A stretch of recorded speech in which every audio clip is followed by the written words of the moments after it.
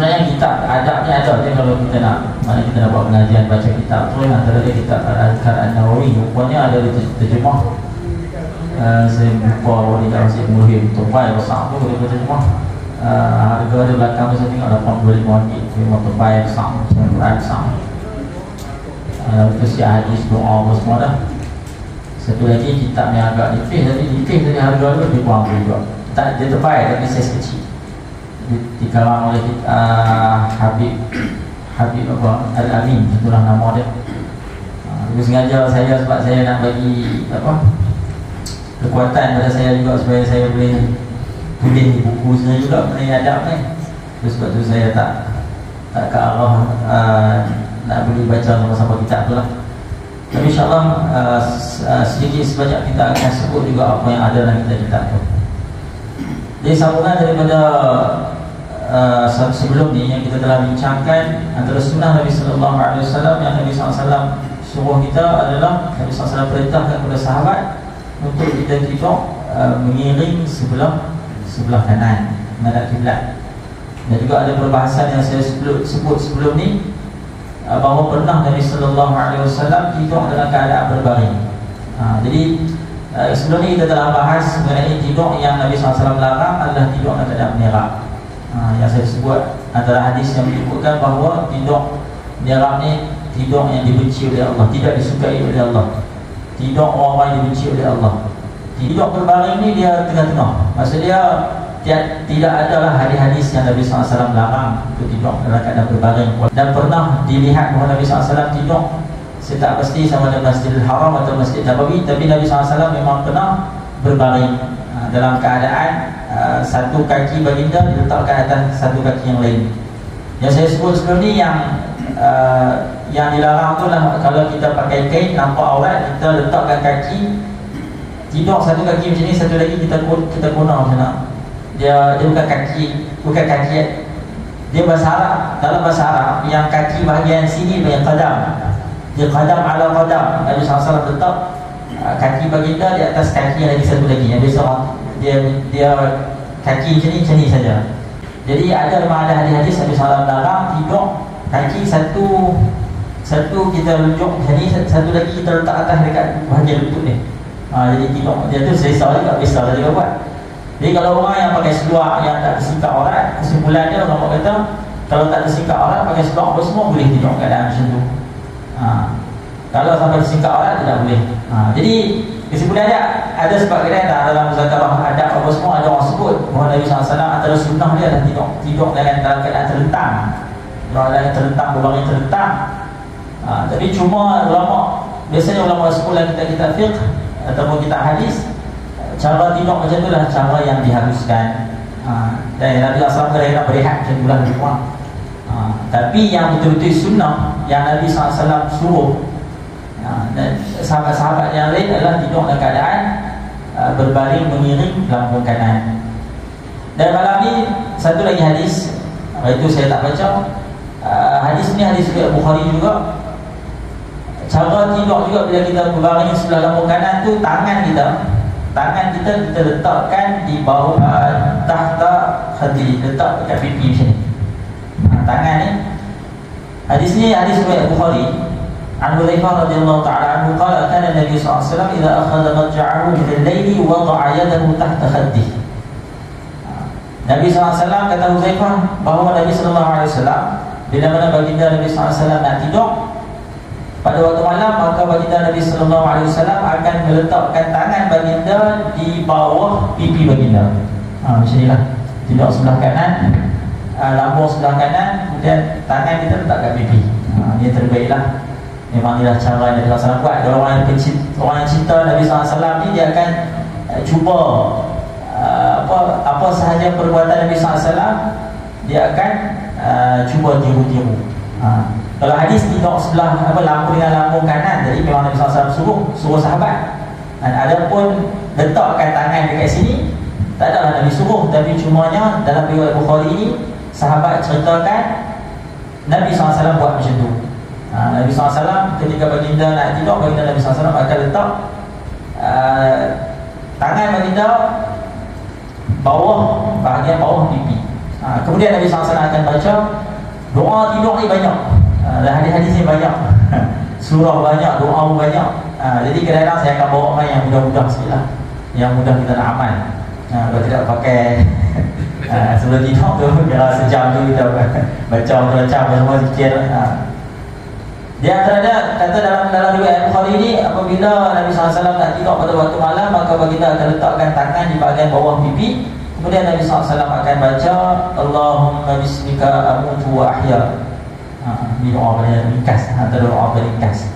Ada sebahagian doa dia Nabi SAW akan baca Allahumma qini azabaka yawma tub'atsu ibadak. Tapi ni hadis wafat ni lah, Allahumma bismika, wahai Allah. Kita dalam doa ni, kita habis-habis ni, dan cubalah hadirkan makna sekali, barulah kita berasa tu. Kita doa ni jadi macam orang kata buang kekak tua lah. Assalamualaikum, waalaikumsalam, tapi dia pun tak tahu lah apa. Ni doa ringkas, Allahumma, wahai Allah. Allahumma ni ya Allah, tu ya. Allahumma, wahai Allah, ya Allah, bismika, dengan perantaraan nama kamu. Ismi ni bahasa nama. Kalau kamu, ismika, nama kamu. Sebab nama Allah ni hebat sangat. Saya pernah sebut sebelum ni, nama Allah ni pun cukup dah untuk menyelamatkan kita. Kan saya baca hadis yang orang sebut Bismillahirrahmanirrahim la yadurru ma'asmihi. Orang yang baca dengan nama Allah, la yadurru ma'asmihi, adanya nama Allah ni tidak, apa yang di langit, apa yang di bumi, makhluk-makhluk yang ada di langit di bumi tidak boleh bagi mudarat sedikit pun. Bila ma'asmihi, bila adanya nama Allah Subhanahu wa taala. Bila kita buka baju baca Bismillahirrahmanirrahim la ilaha illahu, dengan nama Allah, melalui perantaraan hebat berkatnya nama Allah yang tiada Tuhan melainkan Dia. Bila kita baca kata-kata ni, ucapan doa ni, bila kita baca, bila nak buka tanggalkan baju, maka dia jadi dalam riwayat Tirmizi bagi tahu, dia menjadi penghadang daripada pandangan jin. Jadi dengan nama Allah. Sebab tu dalam setiap surah daripada Al-Quran dimulakan dengan nama Allah. Bismillahirrahmanirrahim. Setiap permulaan surah Fatihah, dia ada rahsia. Doa cerita dia tak faham apa, kita rasa tak apa, bismillah ya. Tapi Allah letak tu bukan benda sia-sia. Memang dia ada rahsia, dia asrar dia. Rahsia-rahsia yang sebahagian dia yang Allah SWT buka kepada hamba, kita tahulah rahsia-rahsia itu makna yang terkandung, yang tersirat dan tersurat dalam bacaan-bacaan tu.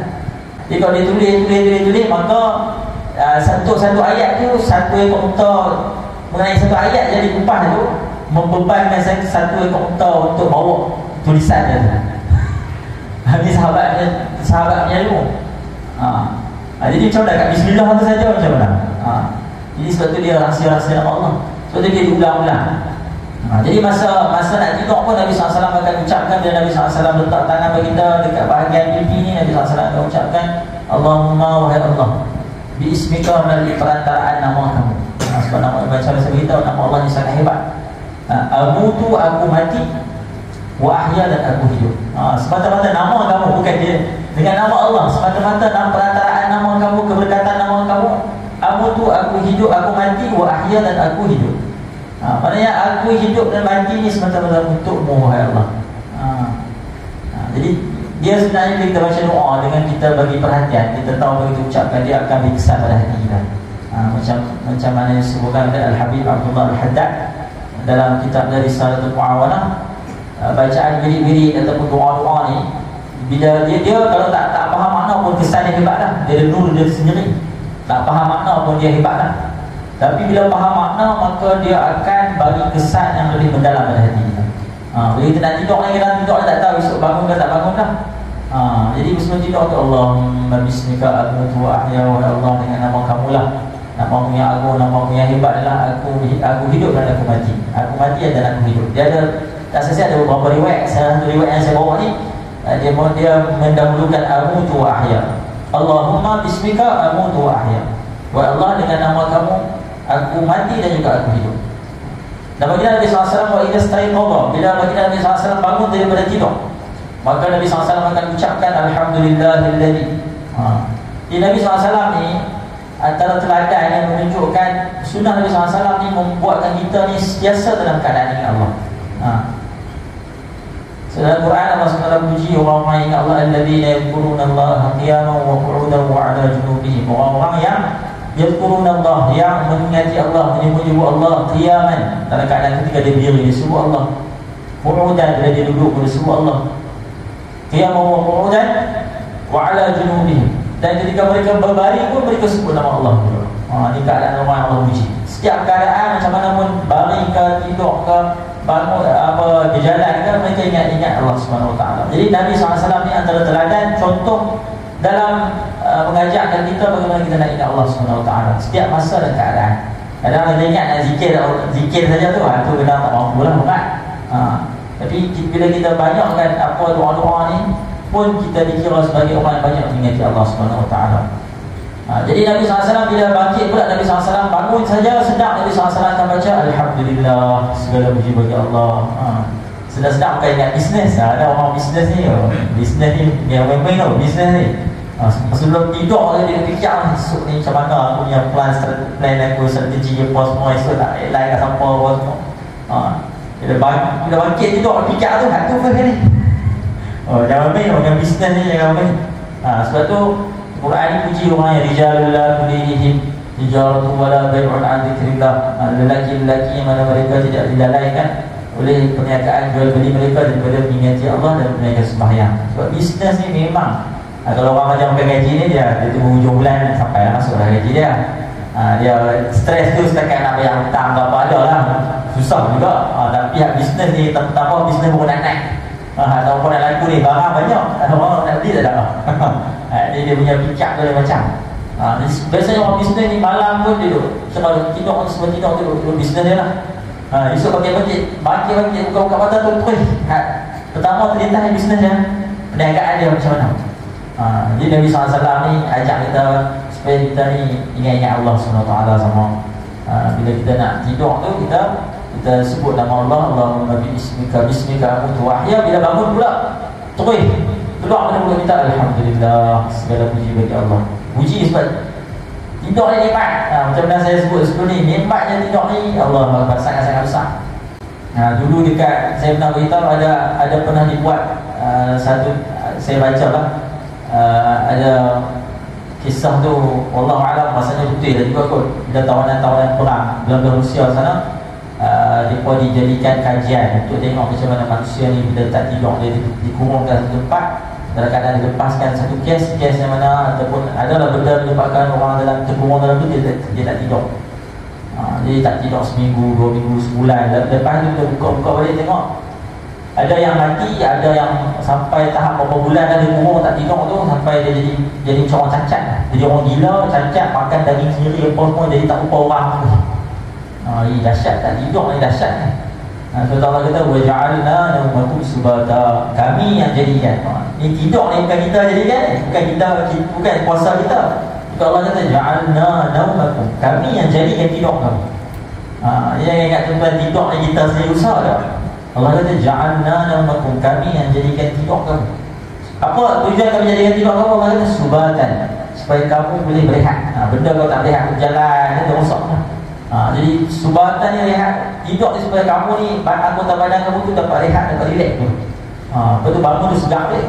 Kalau tak ada tidur, kalau sehari tak tidur cukup lah tuan-tuan, tak payah sehari tak ada tidur ni pun jenuh pergi farmasi sana, hospital sana, doktor sini, jumpa tok rumah sana, tok rumah sini. Nikmat tidur. Jadi sebab tu bila bangun tidur, Nabi SAW ajak kita untuk kita puji Allah. Kita puji Allah sebut Alhamdulillah, segala puji Allah bagi Allah alladzi ahyana, yang telah hidupkan kita semula, ba'da amatana, setelah dia mati yang kita. Sebab Al-Quran sebut walladzi yatawaffakum bil-lail, dialah Allah yang mematikan kamu pada waktu malam, nanti tidur. Tidur itu satu bentuk kematian kecil juga. Dan bila Allah bangkitkan kita, maka Allah hidupkan kita balik. Alhamdulillah, segala puji bagi Allah ahyana, yang telah hidupkan kita ba'da amatana, setelah mana dia matikan kita, wa ilaihi nusyur, dan kepada Allah lah kita semua akan kembali. Ini doa yang Nabi SAW ajak kepada kita. Yang lebih hebat lagi itu, biasa saya tanya sebelum ni, kalau kita fikir balik, katakan mukhlisun, tidur ni, nikmat tidur ni dekat mana? Saya biasa tanya, biasanya saya akan tanya, nikmat tidur ni dekat mana? Adakah sebelum tidur, masa kita tengah ngantuk? Ataupun nikmat tidur ni ketika kita sedang tidur, ataupun nikmat tidur lepas kita tidur. Orang kata, oh seronok tadi, oh lena seronok tidur tadi. Jadi seronok tidur ni time sebelum tidur kan, tengah tidur kan, ataupun dah bangun bila tidur. Dia nikmat tapi nak buka ke tu, kalau kata nak kata sebelum tidur tu masa ngantuk je. Masa tengah tidur tak rasa.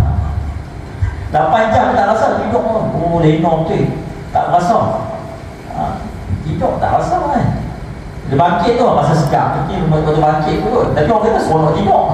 Tapi dia kata, oh boleh seronok tidur tadi. Dia bukan kata seronok bangkit tadi, seronok tidur tadi.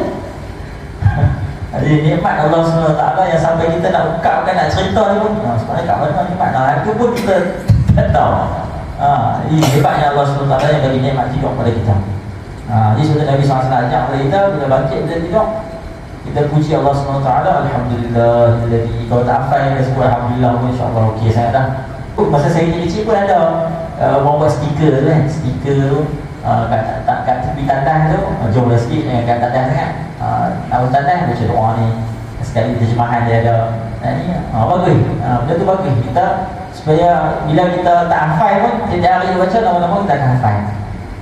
Ini sangat baik kan? Sebab kita hafal dan dapat pahala ingat Allah SWT sebanyak-banyaknya setiap masa keadaan, dapat pahala ikut sunnah Nabi SAW yang ajak kita semua ni. Kemudian ada tidur yang seterusnya yang juga disebutkan dalam Sahih Bukhari. Antara perkara yang penting adalah kita ni sebelum kita tidur, antara perkara yang penting, walaupun kita ni jarang-jarang buat sebab kita rasa kita ni kita tak berasa kita ni nak mati lah. Kita jarang pasal duduk nak mau ikut. Tapi antara yang Nabi SAW ajak kepada kita, antara perkara penting yang kita buat sebelum kita bermalam, sebelum kita tidur adalah kalau ada apa-apa wasiat. Wasiat ni bersyarat. Terjemahan bahasa Melayu dia pesanan. Wasiat atau wasiat pesanan yang kita nak buat, maka kita perlu buat sebelum kita tidur. Jangan kita biarkan bermalam-malam tanpa adanya wasiat pesanan. Dia wasiat ni dia ada wasiat pula pesanan ni ulama bahagikan kepada dua. Pertama ada pesanan-pesanan, wasiat pesanan yang wajib. Yang wajib ni apa dia pesanan yang wajib?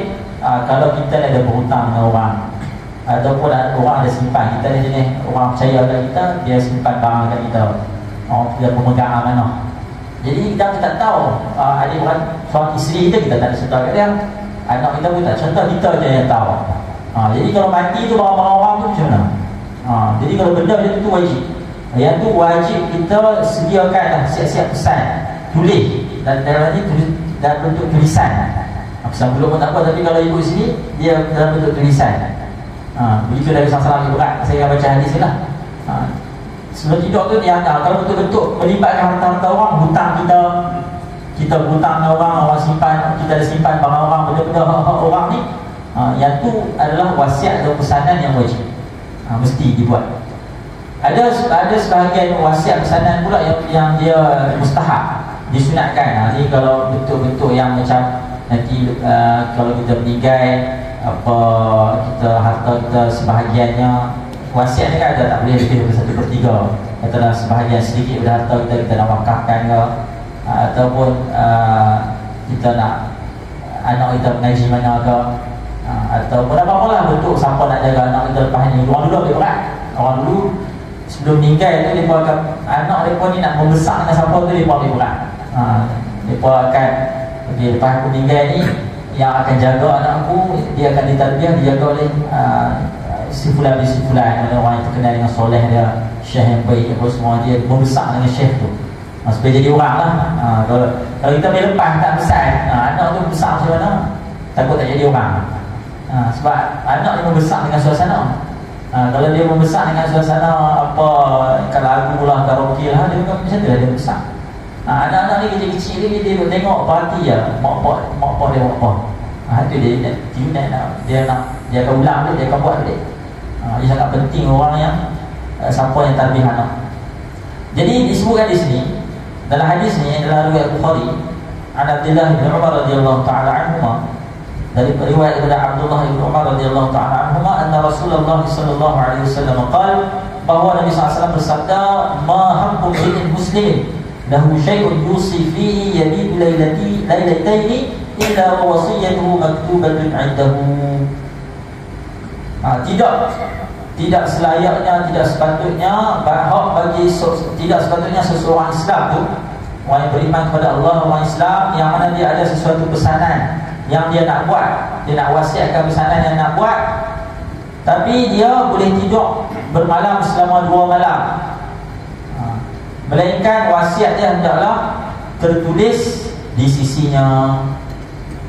Yang hadis ni dia bahasa Arab, saya terjemah jadi pelik sikit. Tapi maksud dia, tidak sepatutnya seseorang yang beriman dengan Allah dan Rasul dia, orang Islam, dia tidur, dia boleh bermalam selama berlarutan sampai 2 malam, sedangkan ada benda-benda yang dia nak wasiat, yang dia nak pesankan, dia boleh dia tidak tulis perkara tersebut. Sepatutnya yang dia buat adalah wasiat pesanan dia tu hendaklah ketika dia bermalam tu ada di sisi dia. Dalam syarah kitab Jami'ul Lail wal Lailah yang dihimpunkan oleh Maulana Ilyas Barabankawi, dalam ta'liqat atau kaki itu dia cerita bahawa antara Maulana yang ambil berat ni, ada seorang Maulana Izharul Hasan ke, asal nama dia tu lah, salah seorang Maulana dekat India sana. Antara amalan dia sangat mengamalkan hadis ni. Dia sangat ambil berat sebelum dia tidur, wasiat dia tu dekat tepi kepala dia. Maknanya buku, nota apa semua dia telah tertulis. Dan kata Ibn Umar radhiyallahu ta'ala anhu, setiap aku dengar Nabi SAW cakap macam ni, maka setiap malam tu aku akan, saya adalah pesanan yang aku nak pesan tu, aku dah siap-siapkan. Apa-apa yang nak pesan tu, password bank ke apa ke semua kan, apa-apa lah yang penting-penting yang perlu diwasiatkan, maka tertulis dah kat situ. Dan hadis disebut 2 malam. Sebab apa 2 malam? Dalam Fathul Bari, Imam Ibn Hajar disebut juga mengenai kadang-kadang ada 1 malam, kadang ada disebut 2 malam, disebut 3 malam. Jadi lafaz-lafaz yang berbeza ni sebab Nabi SAW, ada sebagian orang kata sebab Nabi SAW tidaklah sampai Nabi SAW ni, kan kadang orang ni sibuk, terlampau sibuk apa semua, terlupa. Jadi kalau tiap malam nak buat tu berat. Jadi dia bagi kita peluang tu 2 malam, 3 malam tu, jangan terlampau lama sangat. Ada apa-apa penting dia tu catat, tulis apa semua, tarikh apa semua, tak dekat dengan kaki kita ke atas meja, abang siap. Kita hidup masa hidup lama. Masalah tak tulis sebab dasar tak apa dia. Dari kurang berapa 23 betul je dah ni. Tengok Allah Akbar. Tak apa hutang-hutang ni baru tadi madrasah baca hadis. So yughfaru li syahidin kulla syai'in. Diampunkan orang yang mati syahid, diampunkan kulla syai'in, semua dosa-dosa dia semua diampunkan. Semua apa saja dosa-dosa diampunkan, illa melainkan dain hutang. Hutang untuk syahid pun tidak diampunkan. Jadi bahaya. Jadi kalau kita nak wasiat apa semua yang wajib ni, terutama yang faham hak orang, harta orang ni, memang kita perlu siap-siap. Kita setakat tu lah. InsyaAllah apa pun tuan-tuan dan tanya soalan sikit-sikit kah? InsyaAllah dah.